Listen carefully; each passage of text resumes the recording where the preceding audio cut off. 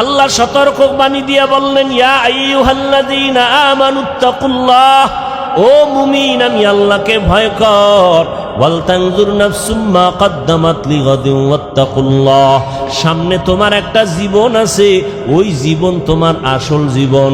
দুনিয়ার জীবনের তোমার কোনো মূল্য নাই, 1 ঘন্টার গ্যারান্টি নাই, 1 সেকেন্ডের কোনো ভরসা নাই। ওরে আল্লাহর বান্দা, তোমার আসল জীবন হলো চক্ষু বন্ধ হওয়ার পরের জীবন। ওই জীবনটা তোমার আসল জীবন, ওই জীবন তোমার অনন্তকালের জন্য। সম্বল সঞ্চয় করছো কিনা ভালো করে নজর নাও। ওয়াত্তাকুল্লাহ, আমি আল্লাহকে ভয় করো। বারবার আল্লাহ ভয় করার কথা কেন বলেন? আল্লাহকে ভয় না করলে মানুষ অন্যায় থেকে দূরে থাকবে না। সন্তান মা বাবারে যদি ভয় না করে, ওই সন্তান মা বাবার সামনে অন্যায় থেকে ফিরবে না। ছাত্র যদি শিক্ষকের ভয় না করে, ওই ছাত্র অন্যায় থেকে ফিরবে না। বিচারকরে যদি আসামি ভয় না করে, ওই আসামি কখনো বিচারকের সামনে অন্যায় করার থেকে ফিরবে না। যেই মানুষ আমার আল্লাহকে ভয় করবে না, ওই মানুষ অন্যায় করা ছাড়বে না, বারবার অন্যায় করবে।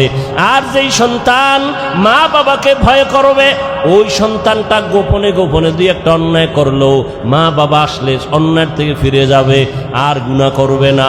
মা বাবার শাস্তির ভয়ে ছাত্র মাঝে মাঝে অন্যায় করে, শিক্ষকের বিচারের ভয় আর করে না। ঠিক এই বান্দা, আমার আল্লাহর ভয় যখন অন্তরে আসবে, তখন জীবন দিবে, আল্লাহর বিরুদ্ধে কোনো কাজ করবে না। আর এই আল্লাহর ভয়টা অন্তরে জমা করার জন্য একমাত্র রাস্তা আল্লাহওয়ালাদের সোহবত।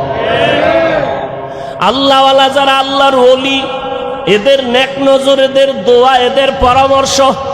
কারণ কিয়ামত পর্যন্ত আর 1 সেকেন্ডের জন্য জমিনে নবীজি আসবেন? কালেমার দাওয়াত দিতে নবী আসবেন? চট্টগ্রামে নবীজি আইসা কালেমার দাওয়াত দিবেন? ঢাকাতে নবীজি আইসা কখনো কালেমার দাওয়াত দিবেন? নবী আর জীবনে দাওয়াত দিতে আসবেন না।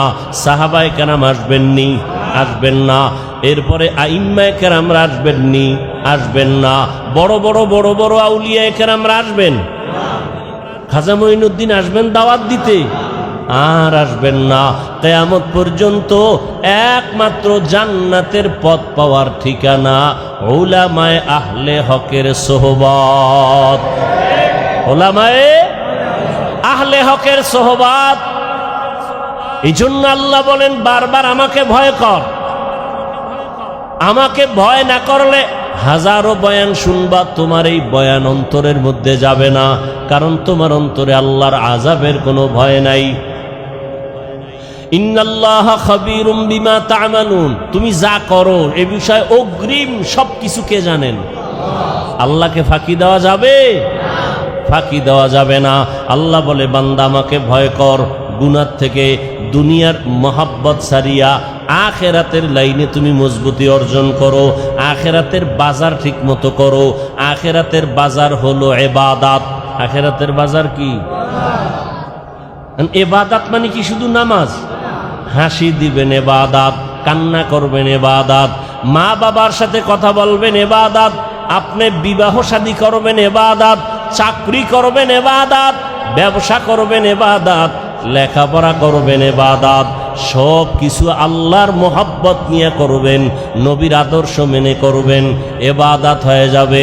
বাথরুমে গিয়ে বসে থাকবেন, সেটাও আপনার ইবাদত হিসাবে পরিণত হবে, যদি আল্লাহর মোহাব্বত, রসুলের আদর্শ অনুযায়ী বাথরুম করেন। আল্লাহর মোহাব্বত আর কার আদর্শ? আর কারো আদর্শ মানা যাবে না। সব আদর্শ ভেজাল, নির্ভেজাল আদর্শ মদিনার রসুলের। দুনিয়ার সব আদর্শ নাপাক। সব আদর্শ একমাত্র পাক আদর্শ কি? রহমতের নবীর আদর্শই কি পাক। রহমতের নবীর আদর্শ গ্রহণ করার কারণে মক্কার চূড়ান্ত খারাপ মানুষ জান্নাতের অগ্রিম টিকিট হাতে নিয়েছেন, ঠিক না? কয়জন? কয়জন? রসুলের আদর্শের কারণে আল্লাহ জান্নাতের টিকিট তাদের হাতে দিয়েছেন। তারা মরিয়াও অমর, এখনো তাদের নাম যশ খ্যাতি, এত সুনাম। সমস্ত সাহাবায়ে কেরামদের নাম শুনিয়া মানুষের দিলের মধ্যে মায়া লাগে। এমন এমন ঘটনা বললে মানুষ চোখের পানি ধরে রাখতে পারে না, কান্না কান্না। তাদের এত সুন্দর আমল, এত সুন্দর এলেম, এত সুন্দর নামাজ, এত সুন্দর তেলাওয়াত, এত সুন্দর তাকওয়া, এত সুন্দর ইখলাস, এরপরেও জান্নাতের টিকিটও হাতে রেডি, এরপরেও কান্না কান্না কান্না, সারাদিন সারা রাত শুধু কান্না। মালিকের দরবারে কেমনে দাঁড়াবো, হ্যাঁ অন্ধকার কবরে কেমনে একা থাকবো। তাদের সম্মান কমছে, কমে নেই। আচ্ছা, আমাদের বর্তমান হালাত, সারা দুনিয়ার অবস্থা বড় খারাপ। এই খারাপের ভিতরে যাদের কাছে রসুলের আদর্শ আছে, এদের অবস্থা অনেক সম্মানের, অনেক শান্তির। এদের মতো শান্তিতে সম্মানে আর কেউ নাই। একজন আল্লাহর বান্দা টুপি পরে না, জামা পরে না, পাগড়ি পরে না, দাড়িটা রেখে দিছে। এই ভাই তুমি পাগড়ি পরো না, দাড়িটার উপরে মজবুত কেন, দাড়ি ছাড়বো না। পাগড়ি মাঝে মাঝে পরলাম না পরলাম নাই, দাড়ি ছাড়বো না কেন? আমি চিন্তা ভাবনা করে দেখলাম, মরার পরে আমার সাথে রসুলের একটা আদর্শ যাবে, সেটা দাড়ি। মরার পরে কোন আদর্শটার সাথে যাবে? দাড়ি। জাহিরি ভাবে দেখা যাবে দাড়ি।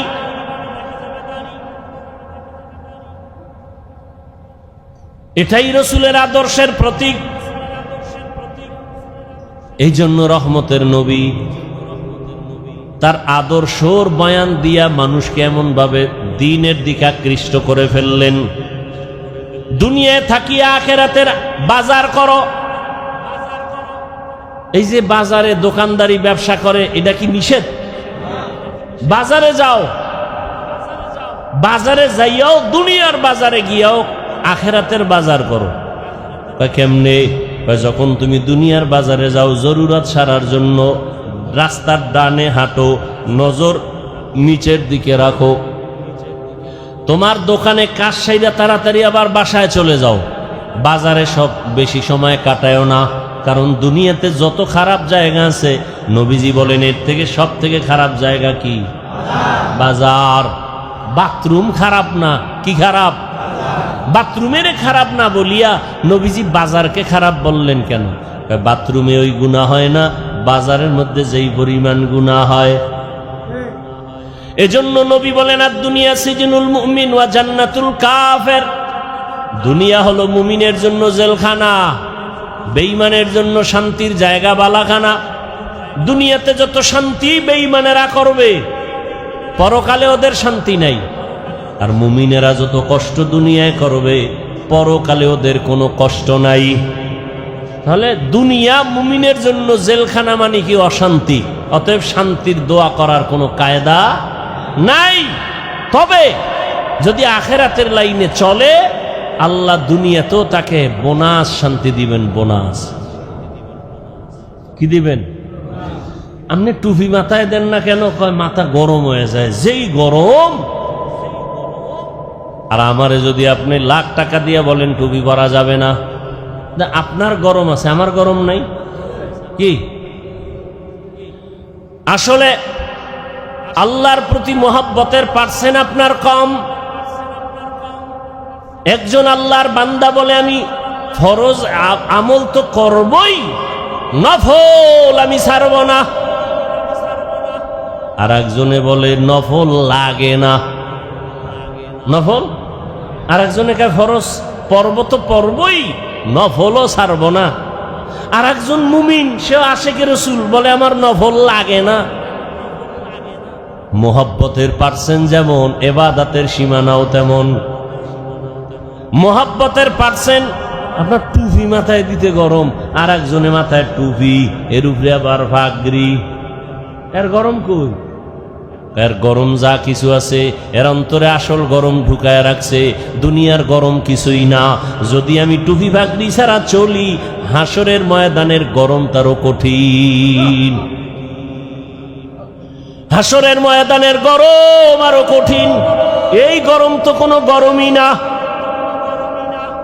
দিনের বেলা সূর্য, রাতের বেলা নাই, এরপরেও কেন এত গরম? সূর্য তো দিনে আসিল, রাত্রে আছে নাই, এরপরও কেন এত গরম? আর এই সূর্যটা বিজ্ঞানীরা বলে 9,30,00,000 মাইল উপরে। এই সূর্যের একটা মুখ নিচে দেওয়া, বাকি সব উপরে। আবার এই মুখটার তাপ ফেরেশতারা পানি দেয় ঠান্ডার জন্য, আবার ওই তাপটা ডাইরেক্ট জমিনে আসে না, সূর্যের নিচে একটা গ্যাসের পাতলা আবরণ আছে, ওইটা আটকাইয়া রাখে সূর্যের আলোটারে। এরপরে আস্তে করে বাকি তাপটা জমিনে ছাড়ে, জমিনে আসার পরে ওই তাপটাও বান্দার কষ্ট হবে। আল্লাহ তাআলা পোশাকের আয়োজন করে দিলেন, মাথার পোশাক চুল, শরীরের পোশাক লাগাও, সূর্যের পোশাক আলোটা আইসা তোমার যেন ডাইরেক্ট হিট করতে না পারে। জঙ্গলের প্রাণীর পোশাক হইল পশম, শরীরের উপরে পশম, এরপরে চামড়া আল্লাহ দিয়া রাখছেন। আবার এই পোশাকের মধ্যে রহমতের নবী সবুজটাও ব্যবহার করেছেন, কালো রং ব্যবহার করেছেন, সাদাটা বেশি ব্যবহার করেছেন। কেন? ১৫০০ বছর পরে বিজ্ঞানীরা গবেষণা করে বের করলো রহমতের নবী সবুজ কালারটাও ব্যবহার করেছেন, কালোটাও ব্যবহার করেছেন, সাদাটা বেশি ব্যবহার করলেন কেন? বিজ্ঞানীরা এটা গবেষণা করে বের করলো সাদা কালারটা শীতের মধ্যেও শরীরের সাথে অ্যাডজাস্ট হয় এবং গরমের মধ্যেও অ্যাডজাস্ট হয়, অন্য কালার হয় না। প্রচন্ড ঠান্ডা সাদা কালার কন্ট্রোল করে শরীরের সাথে ম্যাচিং করে দেয়, প্রচন্ড গরম সাদা কাপড় সাদা কালারে কনভার্ট করে শরীরের সাথে অ্যাডজাস্ট করে দেয়, শরীরের উপরে বেশি কোনো যেন আঘাত না করে। আরব দেশে যান, সৌদি আরবে আমি গেলাম, ওখানে দেখলাম আরে আমরা পাতলা জামা পরি, আর এরা মোটা মোটা সাদা জামা পরি, অনেক মোটা কাপড়ের জামা। গবেষণা তো ঠিকই, সাদা কাপড়ে প্রচন্ড গরমকে এই সাদা কালারটায় কন্ট্রোল করে ফেলে। ভাইরা আমার, সারা দুনিয়ার মানুষকে আল্লাহ পাঠাইছেন দুনিয়ার জায়গায় ইবাদত করার জন্য, তোমার কাজ ইবাদত। এবার তুমি খাবা কি সেই বিষয়ে চিন্তা কার? আল্লাহ কয় কি খাবি ওই চিন্তা পরে করো কেন, তোরে পাঠাবার আগেই তো এটা কমপ্লিট করে রাখছি, তুই এই চিন্তা করো কেন? এটা যদি করতি নাই না আগেই তো করে দিস। তুই দুনিয়াতে বাঁচবি কত ঘন্টা, কত লোকমা খানা তোর মুখে যাবে সব বরাদ্দ, কত ডোক পানি তুই পান করবি সব লেখা, কত ঘন্টা তুমি ঘুমাইবা তাও সিলেক্ট করে রাখছেন আমার আল্লাহ, সব তোমার রিজার্ভে আছে। তুমি একবেলা খাও নাই, ওটা তোমার জন্য রিজার্ভে নাই, তোমার একবেলা খানা হবে না, সব আল্লাহ রেডি করে দুনিয়ায় পাঠাইছেন। দুনিয়ার তোমার আলোর দরকার, আগে সূর্য বানাইছেন, তোমার চলার জায়গা দরকার, জমিন বানাইছেন, পানির দরকার, সমুদ্রের পানি, ওদিকে বৃষ্টির পানি, সব ব্যবস্থা করে দিয়ে আল্লাহ বলেন তোমার একটাই কাজ আমার ইবাদত। দুনিয়ার সব মানুষ 24 ঘন্টা ইবাদত করে, 24 ঘন্টা কি করে? আল্লাহ সূর্য ডারে চাঁদকে ক্যালেন্ডার বানায় দিছেন, 24 ঘন্টা দুনিয়ার মানুষ নামাজে আছে। আমরা এখন পড়ি নামাজ, এর 5 মিনিটের আধা ঘন্টা পরে আর এক দেশে নামাজ শুরু, এর 1 ঘন্টা পরে আর এক জায়গায় নামাজ শুরু, আবার 3 ঘন্টা পরে সৌদি আরবে শুরু। হ্যাঁ, এইভাবে টোটাল দুনিয়াটাকে আল্লাহ পাক ক্যালেন্ডারের সাথে সূর্য চাঁদের সাথে মিলাইয়া দিছেন। অর্থাৎ আল্লাহর ইবাদত এক টাইমে করবে না, দুনিয়াতে 24টা ঘন্টাই বান্দা আমার ইবাদত করবে, 1 সেকেন্ড যেন ইবাদত থেকে খালি না থাকে। আমরা রাত্রে ঘুমাইছি, নামাজ পড়ি না, রেস্টে আছি, ইবাদত থেকে একটু জাহিরি ভাবে ইবাদত থেকে আমরা একটু রেস্টে আছি, চুপচাপ। আল্লাহ কয় দুনিয়ার অন্য জায়গায় তো তোমার মতো বান্দা বান্দিরা ইবাদত করতেছে, সেখানে সূর্য আছে, রাত না। এখন তুমি যদি বলো ওই আরব দেশের যখন নামাজ পড়ে আমি তখন পড়ব, এই চিন্তা যদি লেবানন করে, লন্ডন করে, আমেরিকা করে, তাহলে ইবাদত এক টাইম হবে আর এক টাইম হবে না। আল্লাহ কয় না না, আমি পাঠাইছি ইবাদতের জন্য, 24 ঘন্টার সেকেন্ডে সেকেন্ডেই সারা দুনিয়ার মানুষ ইবাদত করবে। এজন্য রাত আমি ঘুরায় ঘুরায় দিছি, দিন আমি ঘুরায় ঘুরায় রাখছি। সূর্যটা ঘুরে ঘুরে আলো দেয়, ঘুরে ঘুরে আলো দেয়। এখানে রাত, ওখানে দিন, ওখানে দিন, এখানে রাত, ঠিক নেই? আল্লাহ নিজাম করে দিলেন, সিস্টেম করে দিলেন। তার বান্দারা সবসময় ইবাদতের মধ্যে থাকবে। ওই আল্লাহর ইবাদতের জন্য বান্দা, তোমাকে বড় পীর, মাওলানা, মুফতি, মুহাদ্দিস, এমএ পাস, বিএ পাস করা লাগবে না। তোমার অন্তর পরিশুদ্ধ করা লাগবে, অন্তর গুনাহমুক্ত করতে হবে। আর অন্তরকে যদি গুনাহমুক্ত করতে চাও, এই জমিনের মধ্যে একা একা সম্ভব না। অন্যের মাধ্যমে তোমার অন্তর পরিশুদ্ধ করো। অন্যের মাধ্যম অন্য কারা? একমাত্র নবীজির আদরের বন্ধু উলামায়ে আহলে হক। সমস্ত উলামায়ে আহলে হক ওয়ারাসাতুল আম্বিয়া, আম্বিয়ায়ে কেরামের ওয়ারিস। আলেম ওলামা ছাড়া আমার রসুলের আর কোনো আপন বন্ধু কেউ নাই। অতএব এদের কথা শুনে আমল করো। নবী বলেন, এদের কথা শুনে যদি চলো, আমি রসুল তোমার উপরে খুশি। আল্লাহ কয়, রসুল যার উপরে খুশি, আমি আল্লাহ তার উপরে খুশি। আর আমি আল্লাহ যার উপরে খুশি, সে বিনা হিসাবে জান্নাতি। আতিনা ফি দারে দুনিয়া না হাসান, আতিনা ফি দারে উকবা না হাসান, ইয়া গিয়াসাল মুস্তাগীসিন ইহদিনা লাফতিখারা বিল উলুমে ওয়াল গিনা। আল্লাহর ইবাদতের জন্য নিজেকে আত্মসমর্পণ করে দাও। আমি যে যত কাজ করব সব আমার আল্লাহর রাজি খুশি অনুযায়ী হতে হবে। ইন্না সালাতি ওয়া নুসুকি ওয়া মাহইয়ায়া ওয়া মামাতি লিল্লাহি রাব্বিল আলামিন। ইব্রাহিম নবী দোয়া করলেন, আমার নামাজ, আমার কুরবানি, আমার বেঁচে থাকা, আমার মরে যাওয়া কার জন্য? আল্লাহর জন্য আমি বেঁচে আছি। আল্লাহর জন্য বেঁচে আছি মানে যতক্ষণ বেঁচে আছি আমি আল্লাহর হুকুম অনুযায়ী চলব। আমার ব্যবসা বাণিজ্য সব কিছু আমার আল্লাহর জন্য। আমার নামাজ, আমার রোজা, আমার তেলাওয়াত, আমার জিকির, আমার সব ব্যবসা বাণিজ্য কার জন্য? আল্লাহর জন্য। যারা ব্যবসা করবে, ওই ব্যবসায়ী বান্দা কোনোদিন কাস্টমারের সাথে মিথ্যা কথা বলবে না। আল্লাহর জন্য যারা ব্যবসা করবে, কোনোদিন কাস্টমারকে মাপে কম দিবে না। 2 নাম্বার মালের 1 নাম্বার বলবে না। কোনোদিন কোনো আল্লাহর বান্দা বান্দির সাথে ধোঁকাবাজি করবে না। আর এমন ব্যবসায়ীকে রসুল বলেছেন, আমি রসুলের সাথে তুমি জান্নাতে থাকবা। তাহলে আল্লাহ পাক বুঝাইলেন, দুনিয়ার মধ্যে থাকিয়া আখেরাতের বাজার করো। আখেরাতের বাজার যদি করতে চাও, দুনিয়ার রং তামাশায় তোমাকে গ্রাস করে ফেলতে পারে, তবে আমার ভয় অন্তরে জমা রাখো। আমার ভয়টা যদি অন্তরে জমা রাখো, দুনিয়ায় তোমাকে আকৃষ্ট করতে পারবে না। তবে একা একা পারবা না। যাদের মধ্যে আল্লাহর ভয় আছে তাদের সাথে সম্পর্ক লাগায় দাও। আল্লাহর ওলি জমিনে আছে যারা নামাজ ছাড়া 1 সেকেন্ড সময় কাটায় না। নামাজের সময় নামাজ, বাকি টাইম জিকির, তেলাওয়াত। এই মানুষগুলোর চেহারার দিয়ে যতক্ষণ তাকাইবা, তোমার অন্তরে শুধু আল্লাহর কথাই মনে পড়বে। দুনিয়ার কোনো চিন্তা তোমার অন্তরে থাকবে না। এমন আল্লাহওয়ালাদের নজর লাগাও, তোমার অন্তরটা ধোলাই হয়ে যাবে। আল্লাহওয়ালাদের নজর যখন তোমার ভেতরে আসবে, আল্লাহওয়ালাদের দোয়াও চলতে থাকবে। এক পর্যায়ে দেখবা, এখন তোমার নামাজ ভালো লাগে না, তখন তোমার আজান হলে আর ব্যবসা ভালো লাগবে না। এখন তো আজান হয়ে গেছে, দোকানওয়ালা ভাই চলেন নামাজে, একটু পরে যাই, কাস্টমার বিদায় দিয়ে নেই। এখন বিদায় দিতে দিতে জামাত শেষ। এরকম হয় না? কিন্তু আল্লাহওয়ালাদের সাথে যাদের গভীর সম্পর্ক, এদের অবস্থা দিন দিন শুধু পরিবর্তন হয়। এক পর্যায়ে দেখা যায় একটা সুন্দর করে সাইনবোর্ড বানায় লেখছে, নামাজের বিরতি, দোকান বন্ধ।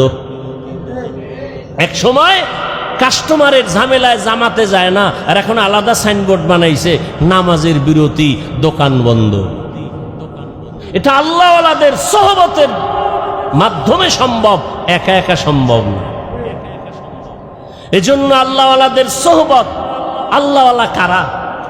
বাংলাদেশে তো আল্লাহওয়ালাদের অভাব নাই, তবে সহজ কথা, যার কথা শুনলে, যার কাছে বসলে গুনাহ ছাড়া সহজ হয়, নেক আমল করা সহজ হয়, এমন আল্লাহওয়ালা আসল আল্লাহওয়ালা। যেই আল্লাহওয়ালাদের নেক নজর লাগলে অন্তরের মধ্যে আমলের আগ্রহ বাড়ে, গুনার আকর্ষণ কমে যায়। আল্লাহওয়ালার সামনে গিয়া বয়ান শুনিয়া চোখের পানি ছেড়ে কাঁদেন, অন্তরে ভয়, যেই ভয়টা এতক্ষণ আসে নাই। আল্লাহওয়ালা খাঁটি আল্লাহওয়ালাদের বয়ান শুনতে গিয়া চোখের পানি যখন পড়া শুরু হয়ে গেল, দিলটা নরম হয়ে গেছে। আল্লাহওয়ালার বয়ান শুনিয়া কেমন যেন এখন আর ব্যবসা ভালো লাগে না, চাকরি ভালো লাগে না, এখন আর দুনিয়াদারি ভালো লাগে না। বান্দার চোখের থেকে পানি বের হয়ে গেল। আল্লাহর কাছে বারবার তওবা করে ক্ষমা চায়, জীবনে কত নামাজ ছাড়লাম, কত বেপরদায় চললাম, কত মিথ্যা কথা বললাম, গালি দিলাম, গীবত শেকায়াত করলাম।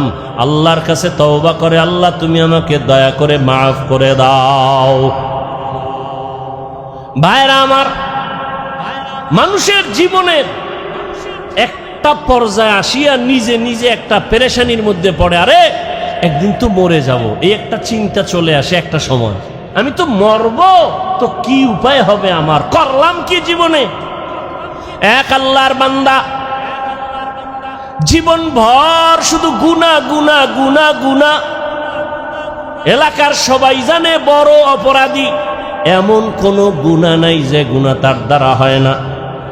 রাতের বেলা একদিন বিছানায় শুয়ে শুইয়া চিন্তায় পড়ে গেল, আরে আমি গুনাহ করতে করতে জীবন আমার শেষের দিকে চলল, আমার ডানে বামে সব চলিয়া গেল, গুনাহ করলাম হাতের দ্বারা, কত মানুষ জবাই করলাম। এখন তো মানুষ আমারে দেখলেই ভয় পায়, জানে আমি এলাকার বড় সন্ত্রাসী, বড় চাঁদাবাজ, বড় চান্দাবাজ, ধান্দাবাজি করি। মানুষ আমার সামনে আসে না, আলেম ওলামারাও আমারকে ভালো জানে না। মন্তরের মধ্যে একটা আঘাত লাগছে, হঠাৎ করে কানের মধ্যে আওয়াজ, মসজিদের মিনারায় ফজরের আজান, আসসালাতু খায়রুম মিনান নাওম। অন্তরের মধ্যে গিয়া হিট করলো। এক তো চিন্তায় পড়ছে, আমার উপায় কি হবে, এর মধ্যে আজানের আওয়াজ অন্তরের মধ্যে হিট করলো। এবার কত একটু ঘুইরা ঘুইরা মসজিদের দিকে যাই, গিয়া দেখে কেউ নাই, মসজিদ দরজা একটা খোলা, মুয়াজ্জিন সাহেব আজান দিয়া বের হচ্ছে, ওদিকে ইমাম সাহেব রুমের পাশে ওযু বানায়। সন্ত্রাসীর দেইখা ইমাম সাহেব বড় ভয় পেয়ে গেল। ওই লোকটা বলে, ভয় পাইও না হুজুর, আমি এখন উল্টা মন নিয়ে আসি না, আমার অন্তরটা বড় দুর্বল, আমার একদিন মরণ হবে, মালিকের কাছে আমি কেমনে কি নিয়ে দাঁড়াবো, কি জবাব দিব। ইমাম সাহেব বড় খুশি হইয়া বলেন, আসেন অজু বানান। কা জীবনে তো অজু করি নাই। ইমাম সাহেব বৈশা তারে সুন্দর করে অজু শিখায় অজু বানায় দিল, নামাজ পড়াইয়া। এরপরে বলে, আপনি প্রতিদিন নামাজ পড়বেন, একজন আল্লাহওয়ালার পরামর্শ নিবেন। বলে, হুজুর আমি আপনার পরামর্শ নিব। আর গভীর রাত যখন হয়, আমার মাওলা তখন দরজা তওবার খুইলা বান্দাকে ডাকে। অতিও গভীর হয় রজনী যখন, নীরবে প্রভুর নাম জপিও তখন।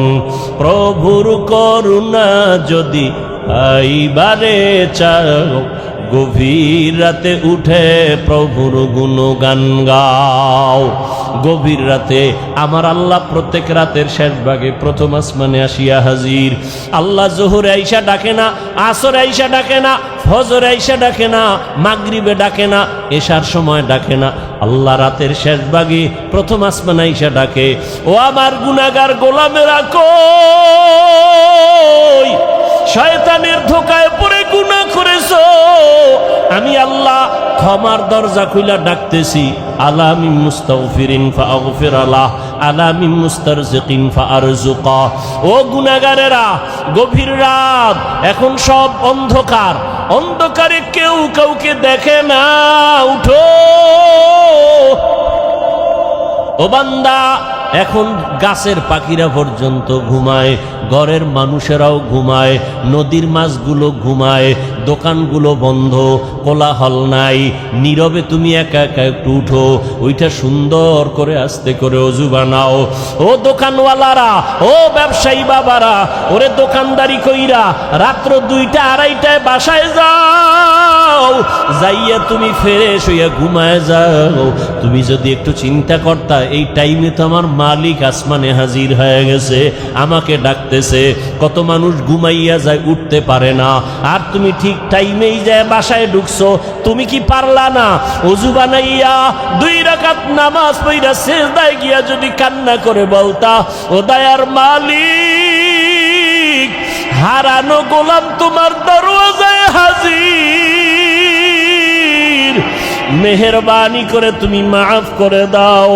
ইমাম সাহেব পরামর্শ দিয়ে দিল, বাবা ভোর রাত্রে আমার মাওলা বড় দয়ার নজর দিয়া তাকায়, আপনি গোপনে একা একা অজু বানায় ঘরের কোনো একটু নামাজ পড়বেন আর আমার মাওলার কাছে কান্না করবেন। চোখের পানি দেখলে মা বাবার মায়া সন্তানের দিকে বেড়ে যায়, ছাত্রের চোখে পানি দেখলে শিক্ষকের মায়া বেড়ে যায়, আসামির চোখে পানি দেখলে বিচারকের মায়া বেড়ে যায়। ওরে ওদের থেকে আমার আল্লাহর মায়া কি কম? আল্লাহ বলে, গোলাম তোর মা বাবার থেকে আমি মাওলার মায়া যে কত গুণ বেশি। সন্তানের কান্না দেখলে যদি মা বাবার অন্তরে মায়া হয়, ওরে ওই মা বাবায় তো তোরে বানায় নাই, এত সুন্দর চেহারাটা দিয়া বানাইছি আমি, তোর জবান দিয়া কথা বলার শক্তি দিয়েছি আমি, আরে তোরে খানার ব্যবস্থা করেছি আমি, ঘুমের ব্যবস্থা করেছি আমি। ওরে বান্দা, তুই আমার দেওয়া জবান দিয়া যদি একবার আল্লাহ বলিয়া মোহাব্বতে ডাক দাও, ওরে আমি মাওলার কুদরতি অন্তরে মায়ার জোশ, আমি আল্লাহ পাক রহমতের দরজা দিয়া তোরে ডাক দিয়া নিয়া বলবো, আয় আয় আয়। ওরে চোখের পানিটা যখন তুই ছেড়ে দিবি, আমি আল্লাহর মায়া কেন হবে না? 99 গুণ মায়া নিয়ে আমি তোর দিকে তাকাইয়া থাকি। কখন তুই জিব্বা দিয়ে আমি আল্লাহকে মায়া করে একবার আল্লাহ বলে ডাক দিবি? ইমাম সাহেবের পরামর্শ নিয়া ওই জাহান্নামী গুনাহগার বান্দা রাতের গভীর, আজ রাতে আর ঘুমায় না, রাতের শেষ ভাগে আজকে মালিকের ডাকবে। ইমাম সাহেবের পরামর্শ নিয়া ওই আল্লাহর বান্দা রাতের বেলা যখন শেষ ভাগ চলিয়ে আসলো, অন্ধকারে রুমের পার্শ্বে একটা জায়গায় বসিয়া ওযু বানাইয়া জায়নামাজ বিছাইয়া সেজদায় পড়ে কান্না শুরু করলো, ও আল্লাহ আমারে মাফ করে দাও, আমাকে মাফ করে দাও, ইয়া রব্বি গফিরলি, ইয়া রব্বি গফিরলি, ইয়া রব্বি গফিরলি। এমন কান্না, এমন কান্না, ঘরের বাচ্চারা পর্যন্ত এক পর্যায়ে আওয়াজ বাড়তে বাড়তে সজাগ হয়ে গেছে। স্ত্রী ডাক দিয়ে কয়, ও স্বামী আমার, তুমি জীবনভর এত অন্যায় করছো, এখন কান্না করতেছো কেন? বলে, আল্লাহর কাছে ক্ষমা চাই। হঠাৎ করে গাইবি একটা আওয়াজ, এরে বান্দা তুই যতই কাঁদো তোর ক্ষমা নাই, ক্ষমা নাই, ক্ষমা নাই। ওরে তুই কান্না করে কি লাভ? এত বড় বড় অন্যায় তুই করছো। আওয়াজটা স্ত্রী পর্যন্ত কানে শুনছে।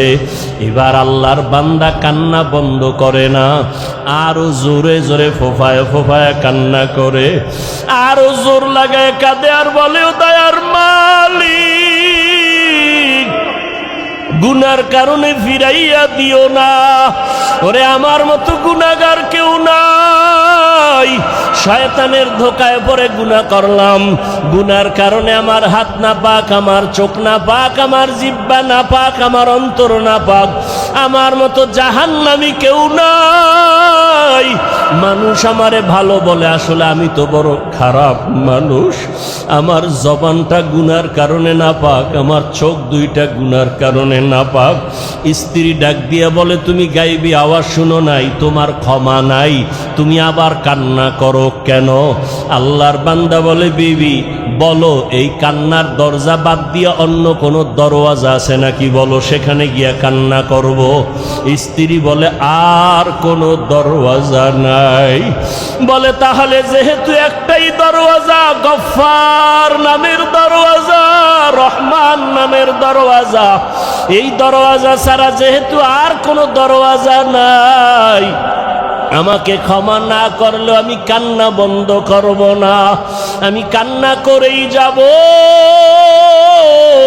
একটা সন্তান কান্না করলে মা বাবায় যদি মায়া করে, একটা ছাত্র কান্না করলে যদি শিক্ষকের মায়া বাড়ে, আমার রহমানের দরজা আমি ছাড়ব না, কান্না করতেই থাকব। আমার পরিণামে যা হবার হবে, তবে কান্না আর আমি বন্ধ করব না।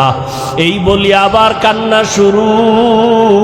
আর ডাকেও, দয়ার মালিক, তোমার বান্দা তুমি বানাইছো, তোমার ছেলে নাই মেয়ে নাই, আমরাই তোমার আদরের গোলাম। শয়তানের ধোকায় পড়ে গুনাহ করেছি, গুনার দিকে তাকাইয়া ফিরাইয়া দিও না রে আল্লাহ।